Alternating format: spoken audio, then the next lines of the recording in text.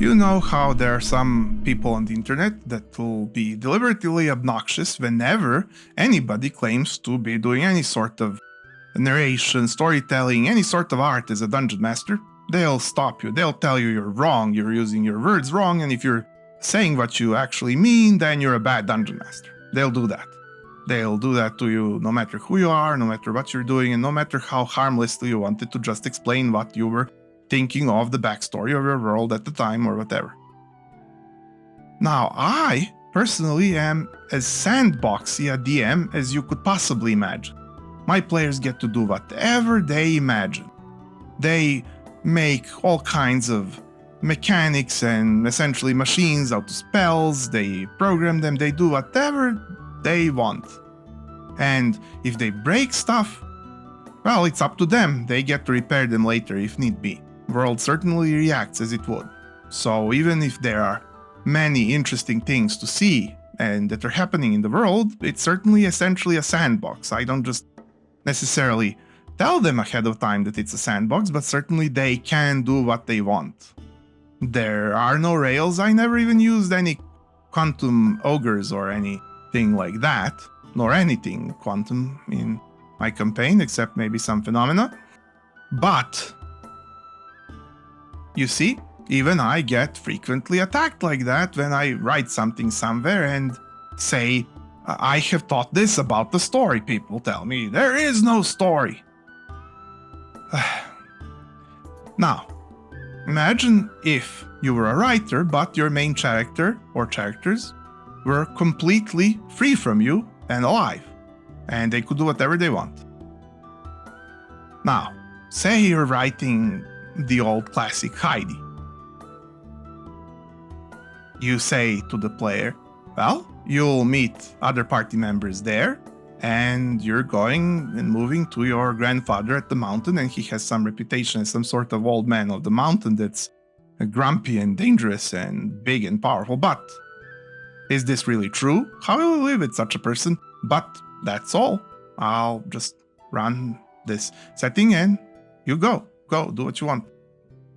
So, tell me, for the surroundings, for those hills, for those people, for those NPCs, for those events, for the whole book, what do you need? Do you need story? Are you a storyteller? Are you a writer? Or are you not? Heidi's alive, but are you now not a writer suddenly? How much work would this take? Let me give you a bigger example even, and then tell me, am I right here? Say your player is Paul Atreides from Dune series. Start the campaign, you say, well, the player chose to be a noble heir of a noble house. Almost like a prince. He needs to do whatever he needs to do, like usual, to survive, save his family from situations, keep the house number one or close to it, whatever. So how much Dune do you now need to write besides your player being alive? Think, if you've ever read Dune, you know how much world building and detail and wonder and everything there is to it, besides just main characters running around. How much work is that? How much? And besides that, I'm not even caring about people not respecting that I work for it. I just don't care for them stopping me from explaining how I do things when I'm explaining how I do things. Why would somebody be stupid enough and imperceptive enough to think that a dungeon master is not a storyteller, is not a writer of some sorts, is not an artist who needs to do flavor of the world, premise, plots, major happenings, factions, characters, their speeches, their personalities, their personas they need to perform. Those personas need to shine. You need to have the speeches and the speaking and the interaction and the affairs and the plots and the secrets and the discoveries and the news and the daily happenings and the side quests and the quests and the plot twists and the revelations and the main back spine, shall we say, of the campaign that carries the happenings of the era, even if the players don't react. Because, you know, let's face it, not all players are ready to step right in and be the centerpiece of history for you instead of you, like they are their own personal Napoleon, they'll do it instead of you. No, that won't necessarily happen.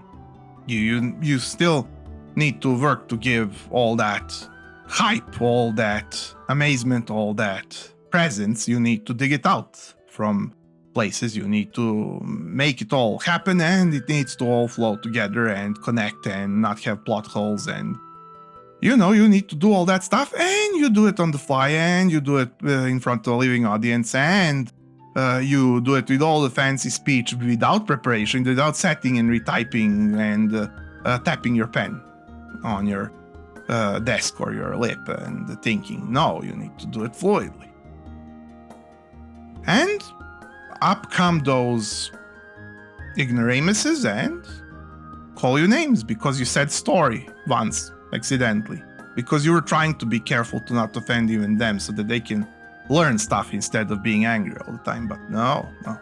And mind you, I'm not adverse to just delving a dungeon, but I want dungeon to have the depth of dungeon that would happen in Dune or equivalent. I want it well written, I want it well loved, I want it well placed, I want it living. I don't want it dead and lifeless. I want those treasure chests to shine with their lore and their background as they casually get described along with the loot. I want it all there.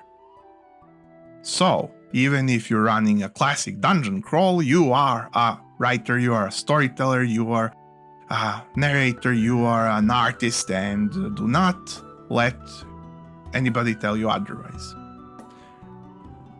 I just wonder how people come to such a wrong conclusion. Anyways. So, adventurers, if you thought this was unique or useful in some way, maybe you can spare me a click and I could see you here next or even perhaps every week. I'm M, and welcome to the DM table.